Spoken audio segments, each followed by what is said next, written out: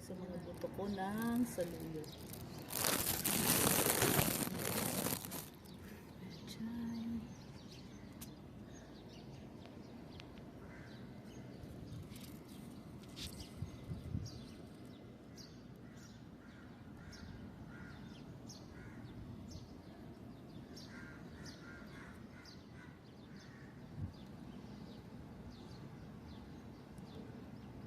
Ayan, tutorta tayo ng talong ang ating tanghalian, tortang talong at saka pritong bangus. Inihaw ko lang to sa kalan.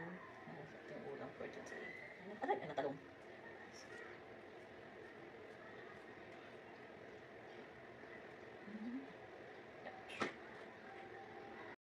Buti muna tayo ng egg.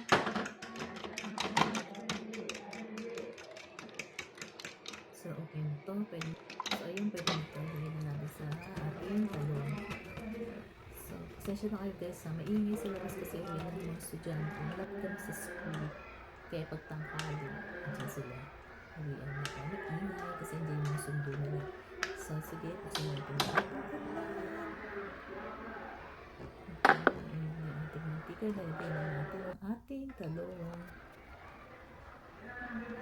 So, magsimula tayo ng prito ng ating tortang talong. So, kung maririnig yung guys, medyo maingay sa labas kasi uwian na ng mga estudyante. Malapit kasi kami sa school. So, pagdating ng hali, uwian na sila. Tapos, natawag yung boses ng guard nila. Yan yung nakatawag na yung name. Ang ginagawa, tinatawag din mga pangalan nila para andyan yung sundo nila. Tapos, nalabas na yung mga estudyante. Kaya yung boses ng megaphone ata yung microphone. Basta yung tinatawag na sila para lumabas na kasi yun ang sundo nila. Paulit-ulit. Yun lang. So, ayun, talong. So, okay na to guys. Ganyan lang na katapat lang yan guys. Ketchup. Kaya meron pala akong tatlong pirasong bangus ko. Ganyan.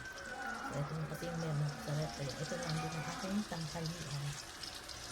Kaya, okay. Kasi ang pumasok kaya yan. Ay, sarap. Yan guys. Kain na tayo. Ating bangus. Bye na diwa. Nakain na. Ingat kayo lahat. So, pagka mga anak. So, love you. Bye-bye. Bye. Bye-bye.